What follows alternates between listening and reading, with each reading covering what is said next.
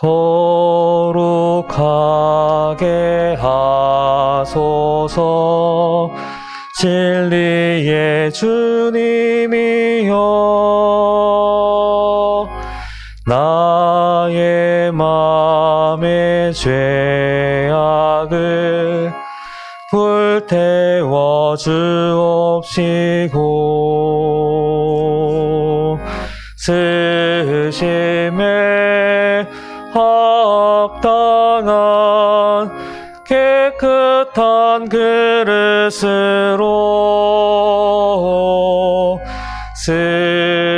쓰임받게 하소서. 하나님 나라 위해 사랑하게 하소서. 사랑의 주님이여, 십자가로 우리를 화목케 하셨으니 마음과 뜻 모아 정성을 다하여서 봉사하게 하소서. 하나님 영광 위해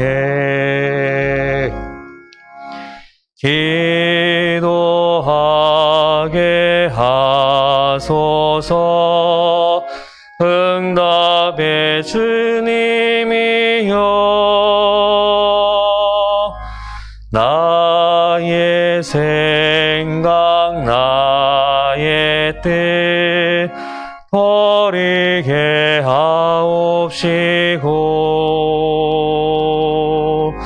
주께서 원하는 바른 뜻 깨달아서 응답하게 하소서.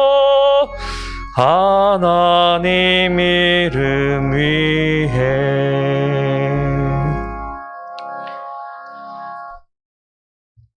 사랑의 하나님, 새벽을 깨워 하나님 앞에 나아가게 하심을 감사드립니다. 이 새벽 이 시간에 하나님께 나와 온전히 하나님의 뜻을 구하는 사랑하는 성도님들의 기도를 들어주시고, 하나님의 말씀으로 인하여 그 말씀에 비추어 우리의 삶을 다시금 돌아보며 오늘 하루를 계획하게 하여 주시기를 소원합니다. 하나님의 말씀이 우리 삶 속에 적용되며 그 삶 속에서 하나님의 나라를 이루어가기를 소원합니다. 하나님의 다스림이 우리의 삶 가운데 있음을 늘 의식하며 살아가는 삶 가운데 하나님의 은혜를 누리는 삶으로 인도하여 주옵소서. 오늘도 말씀 앞에 나아갑니다. 우리를 향한 하나님의 말씀을 들려주시고 그 말씀이 우리 영혼을 깨우게 하시며 우리의 삶을 조금 더 하나님께로 더 가까이 나가며 하나님의 뜻에 맞는 합당한 삶으로 인도하여 주옵소서.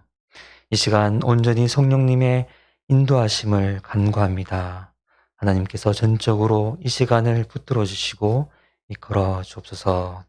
감사드리며 예수님의 이름으로 기도드립나이다. 아멘.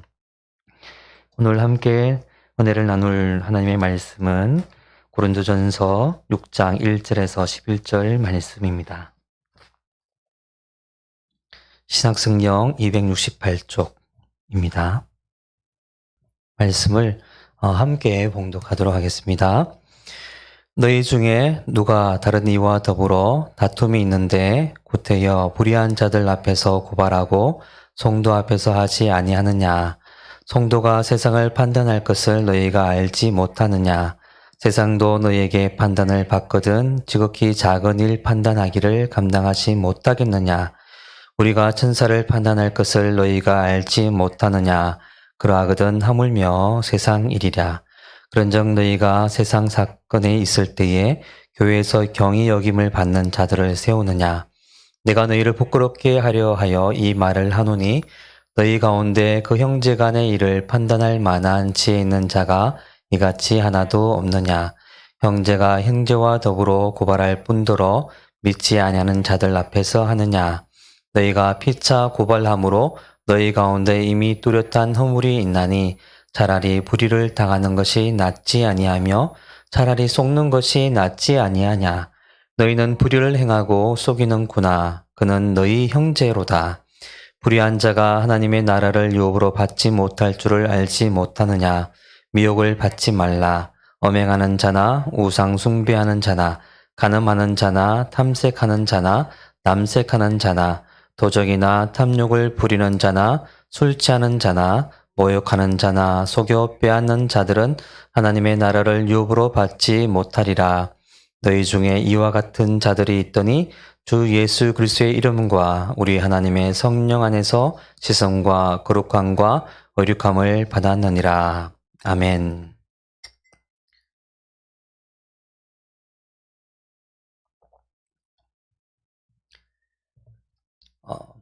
사역을 시작하기 전에 부부구역장으로 3년간 함께 교회에서 사역을 했던 적이 있습니다. 평신도 사역자로 신혼부부 5가정이 모여서 구역 모임을 하였습니다. 제가 첫 구역장이기도 하고 어려운 일도 많이 있었습니다. 그런데 3년이라는 시간을 지나면서 이제 구역원들 사이에 모든 형편을 잘 알게 되는 상황이 되었습니다. 서로 집안에 숟가락이 몇 개인지까지 알게 되는 그러한 상황에서 굉장히 친밀한 공동체가 되었습니다. 그런데 하루는 구역원 중에 있던 한 집사님이 구역장인 제게 전화가 왔습니다. 구역장님, 모 집사님이 지금 사업을 시작하려고 하는데 투자를 하라고 합니다. 돈을 빌려달라고 하는데 어떻게 해야 할까요? 그런데 그 가정은 이제 어려운 사정에서 새롭게 사업을 시작하려고 했기 때문에 경제적으로 어려운 상황에 있었습니다. 고심하던 끝에 집사님께서 여유가 있으시면 도와주실 돈이 있으시면 거저 주시면 좋겠습니다. 하지만 투자나 빌려주는 금전적 거래는 성도 간에 덕이 되지 않고 나중에 분쟁의 씨앗이 될 수 있습니다. 이렇게 권면의 말씀을 들었던 적이 있습니다. 그 이후에도 두 분 간에 여러 가지 문제가 있었던 걸로 알고 있습니다. 이처럼 성도 간에 물질적인 문제나 이렇게 금전 거래 같은 경우는 여러 가지 분쟁의 씨앗이 되기 때문에 덕이 되지 않습니다. 조심해야 될 부분입니다. 이처럼 오늘 본문의 말씀도 고린도 교회의 성도들 간에 다툼과 분쟁이 일어났을 때 그 문제를 해결하기 위해서 세상에 나간 법정에서 판결로 문제를 해결하는 그러한 부분에 대해서 사도 바울이 에베소 교회에서 편지로 그들에게 권면하고 있는 부분입니다. 사실 고린도 교회는 소아시아 지역의 대륙과 또 그리스를 잇는 항구 도시입니다. 경제적으로 굉장히 부유했던 사람들이 살았던 곳입니다. 그리고 또한 많은 인종의 사람들이 들어와서 함께 살았기 때문에 다양한 세상적인 가치와 철학이 함께 공존했던 곳이기도 합니다. 더군다나 항구 도시였기 때문에 또 성적으로도 굉장히 문란했던 곳이기도 합니다. 브리스길라와 아굴라와 함께 사도 바울이 전도를 해서 이 고린도 교회에 교회를 세웠을 때 고린도 교회 성도들은 굉장히 열정적으로 복음을 받아들였습니다. 왜냐하면 예수 그리스도의 십자가 복음이 죄 사함을 해주는 그러한 권능이 있음을 믿었기 때문입니다. 주님의 십자가 복음이 바로 자신의 죄를 씻어주신다는 그 믿음으로 구원받는 그 은혜가 너무나도 크게 다가왔기 때문입니다. 하지만 그들의 삶은 그리스도인으로서의 삶으로 합당하지는 못했습니다. 예수 그리스도를 믿는 사람, 그러므로 하나님의 자녀가 된다는 그리스도인, 로스의 신앙의 정체성을 가지는 데는 아직도 부족했던 것입니다. 사건의 문제와 모든 삶의 문제를 해결하는 실마리는 바로 우리가 내가 누구인가를 바로 이해할 때 그 자리에서 바로 해결의 실마리를 찾을 수가 있습니다. 예수 그리스도인으로서 그리스도인이 된다는 것은 하나님께서 우리를 의롭게 십자가의 보혈로 씻으시고 대속하심을 통해서 우리가 하나님의 자녀가 되었다는 사실을 믿음에서 출발합니다. 그 믿음 이후에 우리의 삶은 그리스도인으로서 되어감의 과정 속에 있습니다. 바로 성화되어가는 과정입니다. 그 성화되어가는 과정은 모든 삶의 선택과 모든 결정에서 하나님의 말씀을 따라 선택하고 나아가는 것을 의미합니다. 특별히 성도와 성도 간에 그리고 하나님과 하나님과의 의로운 관계를 이루는 것이 복음의 핵심이기도 합니다. 오늘 복음의 11절에서 말씀하는 것 같이 너희 중에 이와 같은 자들이 있더니 주 예수 그리스도의 이름과 우리 하나님의 성령 안의 씻음과 거룩함과 의롭다 하심을 받았느니라. 예수 그리스도의 십자가 보혈의 피로 인해서 우리의 죄사함을 받은 사람, 세례를 받음으로써 새롭게 태어난 사람은 이제 하나님의 자녀로서 삶을 살아가게 됩니다. 하나님의 거룩하심의 속성을 따라서 거룩한 삶으로 요청함을 받습니다. 그리고 의롭다 하심을 받은 사람으로 살아가게 됩니다. 특별히 의롭다는 것은 하나님과 우리 사이의 관계가 의롭게 되는 것을 의미합니다. 바로 하나님의 말씀을 우리 삶으로 살아냄으로써 하나님이 원하시는 삶을, 하나님이 기뻐하시는 삶을 묻고 살아갈 때 하나님과 우리의 사이가 관계가 의롭게 되는 것을 의미합니다. 하나님과 우리 사이에, 하나님과 나와의 사이의 의로움은 결과적으로 형제와 형제 간의 평화적인 관계로 드러납니다. 하나님과 친밀하고 하나님과 숭숭된 의로운 관계를 가졌다고 하면서 오히려 형제들을 향해서 자신의 거룩함을 내세우고 율법적으로 비판하거나 형제들과 함께하지 못한다는 것은 결코 의롭다고 할 수가 없는 것이지요. 하나님의 자녀로 부르신 이들에게 성령님을 통해서 하시는 일은 끊임없이 우리의 죄악된 본성을 벗어버리고 거듭난 자로서 하나님의 성품을 닮아가는 삶을 살아가도록 인도하고 있습니다. 그런데 6장 오늘 본문에서와 같이 고린도 교회에 성도 간의 분쟁이 일어났을 때 그 분쟁을 해결하기 위해서 지혜로운 자를 찾아가서 성도 안에서, 교회 안에서 해결하지 못하고 세상의 법정에 재판을 받는다는 사실, 이 사실이 사도 바울로 하여금 마음을 아프게 했던 것입니다. 6장 1절에 너희 중에 누가 다른 이와 더불어 다툼이 있는데 구태여 불의한 자들 앞에서 고발하고 성도 앞에서 하지 아니하느냐. 오늘날 한국 교회에서 많은 교회 안에 있는 분쟁들이 해결되지 않을 때 교회에는 교회법이 있습니다. 교회의 법을 따라서 재판을 하고 판결을 하고 교회 자체적으로 해결할 수 있는데도 불구하고 교회법으로 재판에 졌을 때 세상법에 나가서 다시 송사를 하는 그러한 여러 가지 안 좋은 모습들이 많이 나타나고 있습니다. 사랑이 많을 때, 은혜가 많을 때는 아무런 문제가 없습니다. 사랑이 떠나간 그 자리에, 은혜가 거쳐진 그 자리에는 오직 악의 다툼만 있을 뿐입니다. 물질적인 탐욕과 분쟁 속에서 자신의 권리를 주장하면서 상대방을 사단으로 정죄하면서 사랑의 모습은 언제간제 없이 형제됨의 모습도 잃어버리는 그러한 현실이 오늘날에도 있다는 사실이 마음 아픈 현실입니다. 사도 바울은 이러한 고린도 교회의 성도들에게 성도가 무엇인지, 성도의 고난이 무엇인지 일러주고 있습니다. 2절에서 3절 말씀에 성도가 세상을 판단할 것을 너희가 알지 못하느냐. 세상도 너희에게 판단을 받거든 지극히 작은 일 판단하기를 감당하지 못하겠느냐. 우리가 천사를 판단한 것을 너희가 알지 못하느냐. 그러하거든 하물며 세상 일이라. 성도는 하나님의 부르심으로 하나님의 뜻을 따라서 세상을 판단하고 심판하는 사람입니다. 예수 그리스도의 십자가의 보혈로 대속을 함을 받고 하나님의 뜻을 이 세상에 실현하는 사람들이 바로 성도입니다. 그러므로 세상에 썩어진 것을 도려내고 고쳐나가야 할 의무가 바로 성도에게 있는 것입니다. 그런데 오히려 세상에 나가서 세상의 기준에 따라서 재판을 받는 그 현실, 그 현실은 오히려 성도의 본분을 망각한 상태입니다. 사도 바울은 특별히 우리가 천사를 판단할 것을 너희가 알지 못하느냐라고 이야기합니다. 하나님의 종인 천사까지도 하나님의 자녀가 판단할 권세가 있다는 것.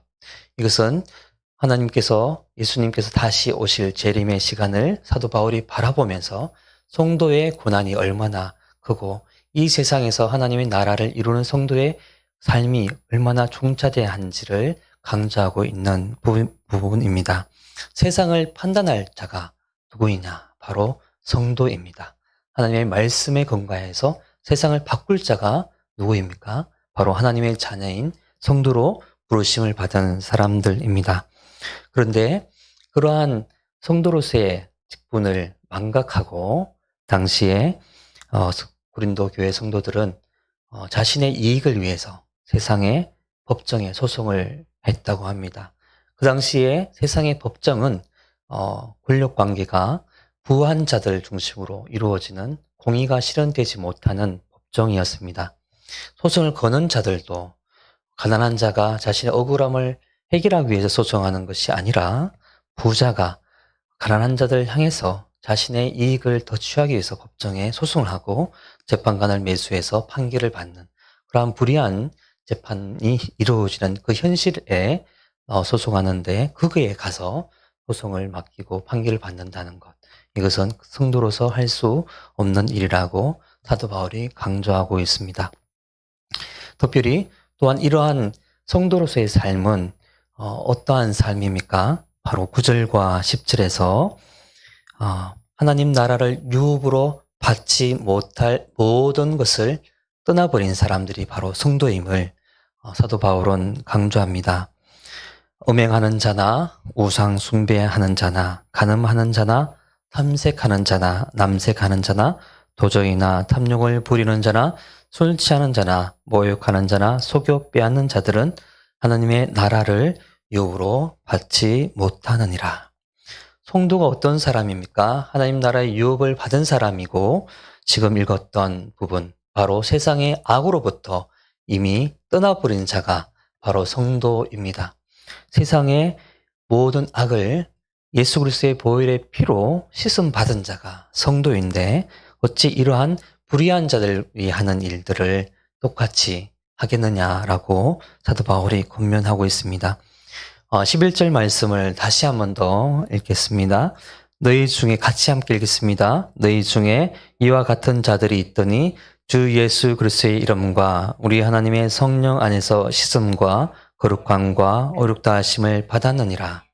너희들은 이미 주 예수 그리스도의 이름으로 또한 우리 안에 성령 안에서 씻음 받은 자로서 하나님의 거룩하심을 따라 거룩함과 의로움을 함께 받았다고 말씀하고 있습니다. 이 복음의 핵심을 지금 기억하고 있느냐? 고린도 교회 성도들을 향해서 사도 바울이 강하게 말씀하고 있는 부분입니다. 이 말씀은 오늘날 우리에게도 동일하게 말씀하는 부분입니다. 예수 그리스도의 이름으로 또한 우리 하나님의 성령 안에 씻음과 거룩함과 의로움을 받은 자로서 오늘날 성도됨을 우리가 기억한다면 결코 고린도 교회에 있는 성도들과 같이 세상의 법정에 나가서 송사하는 일은 있을 수 없습니다. 이미 세상의 법보다 더 상위에 있는 하나님의 법이 우리 삶 가운데 있기 때문입니다.